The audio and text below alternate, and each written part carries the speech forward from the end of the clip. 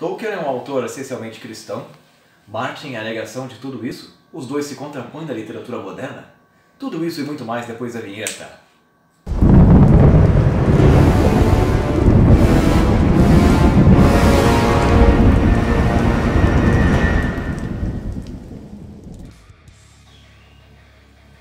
Cambada, hoje vamos começar com uma abordagem um pouquinho diferente, a coisa vai ficar um pouco divertida, né?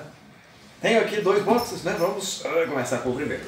The Lord of the Rings, ganhei de presente isso daqui, um mimo que eu ganhei, fantástico, e... vamos pegar o tijolinho básico aqui, tijolinho. O Martin, é o primeiro livro da série. Hoje, né, como todo crítico literário que gosta de avançar um pouquinho nesses domínios da literatura comparada, vou comparar um pouquinho os dois autores. Então vamos começar observando um pouquinho a história da vida de Tolkien. Quem sabe da história de Tolkien, vai lá ver que ele começou a sua vida assim no século XIX, nessa virada do século XIX para o XX. Cresceu um tanto de sua vida lá na África do Sul, mas infelizmente, né, como naquela época as pessoas morriam muito facilmente por causa de problemas, né, ele acaba perdendo o pai muito cedo. A mãe, né, como ela tinha se convertido ao catolicismo, a família, que era protestante, se revoltou contra ela, sabe? Ela foi muito posta em isolamento, assim, né?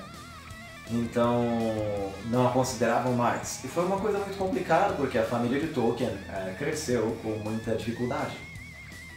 Então, ela sendo uma católica, né, ela criou vínculos com aquele padre. Posteriormente nós sabemos aí que Tolkien recebeu uma criação muito vigorosa, assim, né, desse padre que tratava-o como um pai. Então, não é de se surpreender, né, que quando nós lemos aqui O Senhor dos Anéis, esse box aqui, né, fantástico que eu tenho, o original em inglês, nós vamos ver que muitos trabalhos de Tolkien, eles têm uma pegada muito, mas muito cristã. Né? Eu vou tratar alguns trabalhos para vocês aqui, para vocês terem uma noção.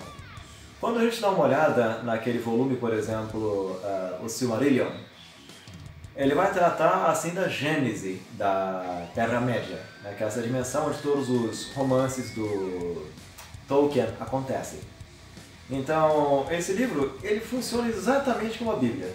Nós temos Ilúvatar lá no começo, nessa primeira narrativa, produzindo uma música para os Valar, né? E todas essas criaturas angelicais vão, em alguma medida, tentar reproduzir aquela melodia inicial, né, que foi produzida por esse deus, que é esse Ilúvatar, mas em algum momento um deles, o Melkor, ele vai tentar produzir alguma coisa que é uma dissonância. E a todo momento ele vai tentar produzir coisas por conta própria, vai tentar sabotar as produções de outros seres angelicais, mesmo quando eles descem para a Terra, né, que devagar eles vão tendo que moldar para a chegada dos filhos de Ilúvatar, né, que no caso são os homens, além dos elfos e dos anões, que são uma produção acidental, né. Em algum outro vídeo eu posso falar caso vocês queiram disso. Mas aqui a gente entra numa questão muito importante, né, no estilo de Tolkien. Avançando nessa direção, a gente vai perceber que Tolkien, ele é muito, assim, otimista em sua mensagem, né? Assim, nós vamos ter sempre em livros, desde aqueles primeiros, essas produções póstumas, uma visão bastante negativa da ganância, né? Por exemplo, vamos observar aquela linhagem de reis de Númenor, né? Quando vocês leem aquele livro chamado Contos Inacabados, né, que o Christopher Tolkien vai pegar esses contos não acabados de Tolkien, vai dar uma continuidade ali, vai publicar esse material que ele nunca terminou, a gente vê a linhagem dos reis de Númenor.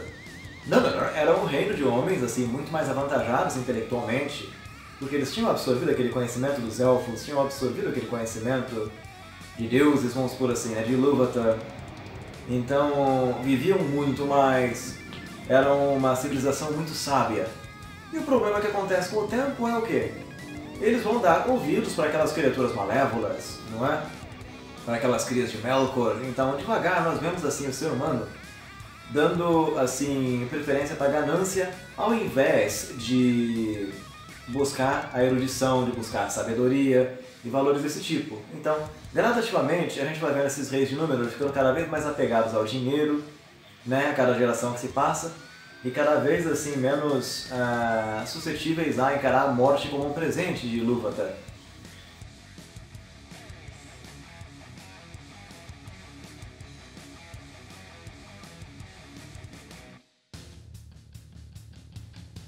né? Porque foi o que a morte foi. No começo ela representava um presente, um descanso para aquele cansaço, não é? Que os humanos assim tinham ao longo de uma existência. Os elfos não. Os elfos têm que morrer só quando a Terra morre, né? Então nós temos toda uma problemática aí. Então, por causa dessa corrupção que acontece por causa de Melkor, os seres humanos começam a pensar que a morte é uma coisa ruim. Tentam entrar na Terra de Valinor, e assim como acontece em Atlântida, né? O mundo, né, essa terra dos Númenóreanos, é tragada para o fundo do mar. Porque eles cometem, né, uma ofensa muito grande contra Ilúvatar. Então, essa é uma amostra do que acontece quando a ganância aparece. Outra coisa que aparece muito forte assim, em Tolkien, né, é essa questão do contrário da ganância, a humildade. Quem é a criatura que é escolhida, por exemplo, para ser o portador do Um Anel, em toda aquela narrativa? É o Frodo. E eles têm um comportamento, a gente fala na literatura, que é um comportamento puerilio, né? Se por um lado eles são criaturas extremamente assim, frágeis, pequenas e pouco apropriadas para serem guerreiros, vamos por assim, né? Por outro, eles são puros de coração, por isso que ele aguenta tanto, né, o peso do anel. Né? Por isso que os pequenos, os hobbits, como eles têm essa inocência de uma criança, essa humildade, por assim dizer, que eles conseguem aguentar essa influência malévola do anel. Há quem encara a literatura de Tolkien como uma grande alegoria para muita coisa. Né? Porque se a gente encara Tolkien de uma maneira um pouco mais técnica, nós vamos ver que ele tem assim, uma porrada de elementos que eles são assim, referentes a outros estilos literários. Né? Vamos pegar aqui, por exemplo, alguns personagens que são chave. Quem vê o Aragorn lá naquele vilarejo, lá em Bree, né, quando eles entram no Pônei Saltitante, vai perceber que o Aragorn ele tem uma série de elementos assim que o conectam àquele herói romano. Um homem sério, forte, sabe, que possui uma certa malícia, que conhece algumas coisas aí, e por razões como essa, né, é mais cauteloso e mais apto, né, para poder concretizar algumas missões. Se a gente for parar para pensar em um outro lado, é uma coisa que ela é quase simbólica, é uma intertextualidade muito forte aqui, né? Vamos pegar Gandalf. Nós sabemos que Gandalf, né, o mago, ele não é um humano. Ele é um Maiar, ele é uma criatura assim angelical, divina, mas que recebe o corpo de um humano para poder concretizar uma missão. Posteriormente, no final dos livros, nós vamos saber que isso daí era uma missão, né, de destruir esse anel, de destruir esse mal que estava aí ainda, né, espreitando a humanidade, representado aí por Sauron. Em todo caso, Gandalf ele tem uma porrada de elementos divinos, uma porrada de elementos humanos. Né? Existe assim, né, uma simbiose entre esses dois elementos. Né? Uma convivência, digamos assim, equilibrada entre elementos humanos e divinos. Assim como Hércules, assim como Jasão, assim como outros assim, semideuses da mitologia grega. Né? A gente tem uma proximidade muito grande aqui. Fora esses elementos assim das novelas de cavalaria, do maravilhoso, são vários elementos que aí devagar eu vou explorar no blog, que essa semana ainda vou publicar um artigo explicando sobre isso para vocês. Mas esses são os personagens que aparecem assim em Tolkien, bastante em sintonia, né, com esses personagens lá da antiguidade. Agora vamos falar um pouquinho sobre o Martin, que eu acho que ele é um personagem muito singular assim, né, da literatura do século XX e do século XXI. Né? Por que eu estou dizendo isso? Eu estou dizendo isso porque ele foi um autor assim, que ele começa a vida como jornalista, ele era filho de uma família bastante humilde, né, assim, lá nos Estados Unidos, e assim cresceu, conseguiu sair dessa miséria, né, vamos por assim, conseguiu se casar, conseguiu levar uma vida relativamente confortável depois de um tempo, quando se tornou mestre em jornalismo, não é? Ele é jornalista, assim, de formação, e ele acabou por desenvolver um estilo que ele é substancialmente diferente de Tolkien. Né? Quando vocês leem assim, aquelas sinopses dos trabalhos do Martin, né? Vamos pegar aqui o primeiro livro, olha só que beleza, essa edição aqui é muito bonita, né? Essa edição aqui do Martin, As Crônicas de Gelo e Fogo, eu acho que foi a obra-prima desse autor. Eu vou deixar aqui na descrição do vídeo outros livros que ele publicou, né? Mas de fato os livros de maior relevância dele, né, nessa ficção fantástica que ele desenvolveu, são esses. Ele tem trabalhos com uma pegada um pouco mais de ficção científica, sabe, mas não vem ao caso aqui agora, né? O que eu quero explicar para vocês ele produziu um trabalho extremamente amadurecido e que ele vai romper com algumas coisas que eram canônicas, né? Vamos pegar alguns exemplos aqui, né, do que Martin fez e que vai acabar assim rompendo com aquilo que Tolkien ainda produzia lá no começo do século XX. Nós temos uma fortíssima tendência aqui, né, a observar alguns elementos, como os de Aragorn naquele personagem que aparece. Né, nós temos lá, por exemplo, Ned Stark. Ele é um personagem assim bastante forte, é um espadachim exímio, ele é um homem honrado até o final com sua palavra, aquele típico personagem, né, heróico no estilo romano do termo, né? Um homem forte que vive suas paixões ao limite, ele não se deixa corromper por mais que o ambiente seja bastante corrompido. Só que aí, né, pra minha surpresa, eu confesso que fiquei bastante chocado, né, quando li A Guerra dos Tronos a primeira vez. Não cometeu o meu erro, não se pegue a personagem, isso não acaba bem. Porque não é uma coisa como nós assim esperássemos. No Sexta-feira 13, por exemplo, todo mundo morre. Você já espera que as pessoas morram, né? Nesses filmes de quinta categoria. Agora, na Guerra dos Tronos, eu, um marujo de primeira viagem, né, me deparando com essa leitura toda, né? Acabei me chocando muito quando o Ned Stark, quando ele não se adapta a esse jogo dos tronos, né? A esse Game of Thrones, né, que a pessoa fala, que é toda uma linguagem metafórica aqui, né? Porque é uma série de nuances, uma série de joguinhos aí que as pessoas têm que fazer para poder sobreviver nesse meio. Porque o Ned Stark ele é honrado, mas a questão é, num ambiente em que personagens que são honrados não sobrevivem, os corruptos levam vantagem. Eles conseguem assim, usar vários jogos para poder manipular a situação a seu favor. Então, nesse primeiro livro, né, quando nós temos no primeiro e no segundo isso é muito evidente, né? Quando nós temos um personagem que é muito honrado e ele não se adapta a esse meio de corruptos, ele perde esse jogo dos tronos, perde a jogatina, né? É por isso que Ned Stark, né, pra minha grande surpresa, foi decapitado. Eu fiquei horrorizado com isso no primeiro momento, mas eu pensei, não, espera. Eu tô vendo um movimento contrário a essa movimentação histórica aqui, quando eu li esse livro, né? Eu li bastante antes de que isso daí se tornasse uma modinha, então naquela época eu fiquei muito chocado. Outro personagem que é interessante a gente ver que tem essa mesma pegada, né? Dois outros, né, dos Stark. A Sansa Stark, é que nós vemos uma metamorfose grandiosa acontecendo com essa menina, que ela era fraca, inocente, mas quando o Petyr, né, o Lord Mindinho, acaba meio que levando a menina embora lá para aqueles lados, ele é meio sombrio, né, bichinho? Trevoso esse Lord Petyr. Aí o cara vai fazendo umas coisas meio cacas com a menina, ela vai ganhando uma certa malícia, né? Então a gente vê uma transformação muito grande nessa menina. Não é a minha personagem favorita, devo admitir, né? Vamos pensar em outro que sofre uma mudança, né? Que ele passa por embates muito complicados. Vamos pensar no Jon Snow. Não sabes de nada, Juan de las Nieves. You know nothing, Jon Snow. Não sabe nada, né? João das Neves. Nossa, em português fica cafona. Eu preciso parar com isso, é sério, essas piadas são péssimas.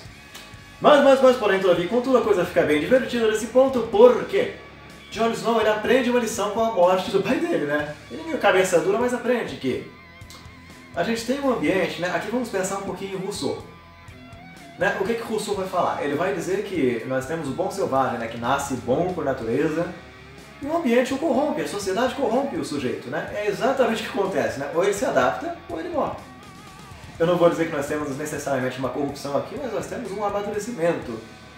Eu vejo a obra do Game of Thrones como uma coisa bastante amadurecida, porque perde essa polaridade, assim, essa unilateralidade de alguns personagens, né? Você não tem aquele personagem que é só muito bom ou só muito ruim. Não, a gente tem uma tensão entre os dois lados.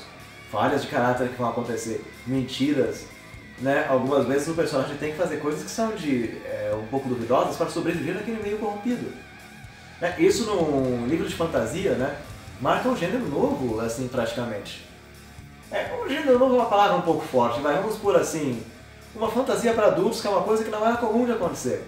Lá na época do Lewis, né, quando ele integrava aquele grupo de amigos com Tolkien, né, que escreveu fantasia, eles discordavam que fantasia era uma coisa necessariamente para crianças. Né? A High Fantasy, que a gente fala no inglês, na crítica literária, né, da língua inglesa. High Fantasy, né, que é a alta fantasia, que é uma coisa assim um pouco mais densa, mas a gente também tem o Children's Literature, que é a literatura infanto-juvenil, como Harry Potter, né, nos primeiros estágios. Mas aí nós temos um avanço substancial nessa direção aqui. né? É uma fantasia para adultos, né? Porque é uma temática muito pesada. A gente vê estupro acontecendo, nós vemos traições acontecendo a todo momento. Né? Falando em traições acontecendo a todo momento, lembremos aqui daquele episódio do Banquete Vermelho, né?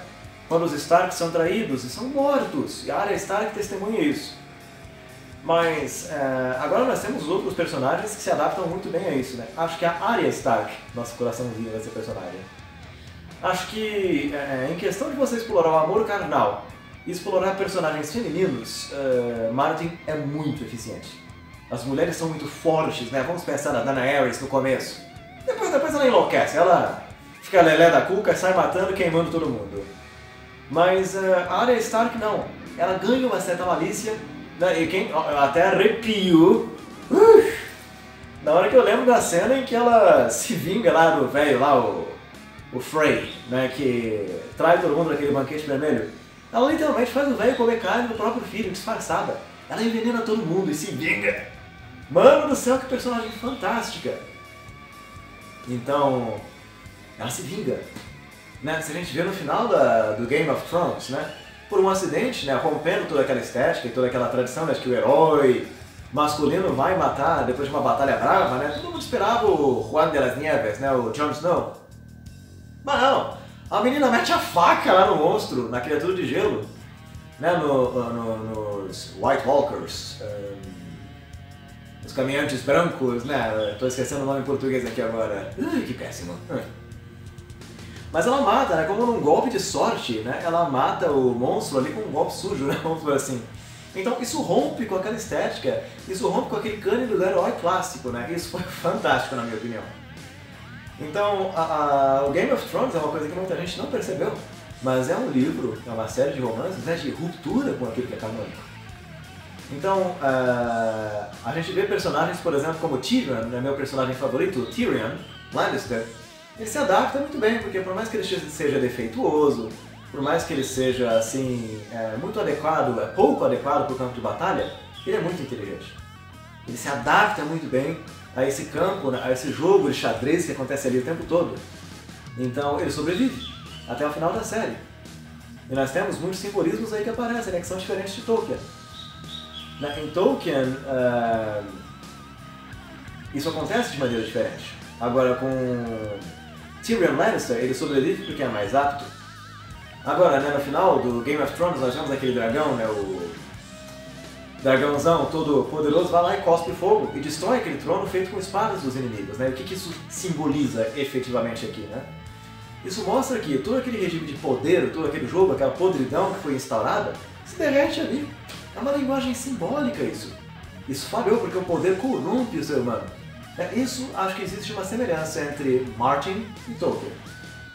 Então, a grande mensagem que cada um dos autores passa, né, são essas. Acho que uma mensagem um pouco otimista. Em Tolkien, quando nós temos personagens se unindo, vencendo e mostrando aquela inocência vencendo. Só que em Martin, né, nós temos uma inversão de valores. A inocência pode ser facilmente corrompida ou pode custar a vida de um indivíduo, quando ele não se adapta a esse jogo que acontece. Né? Há quem encare isso como uma alegoria para a vida adulta também, para todo esse jogo que acontece, nos ambientes de trabalho e tudo mais. De uma forma ou de outra, isso é uma coisa muito perigosa. Essa é a minha mensagem para vocês hoje. Ficam aí embaixo também as leituras na descrição do vídeo. E até a nossa próxima. Canta Pimas!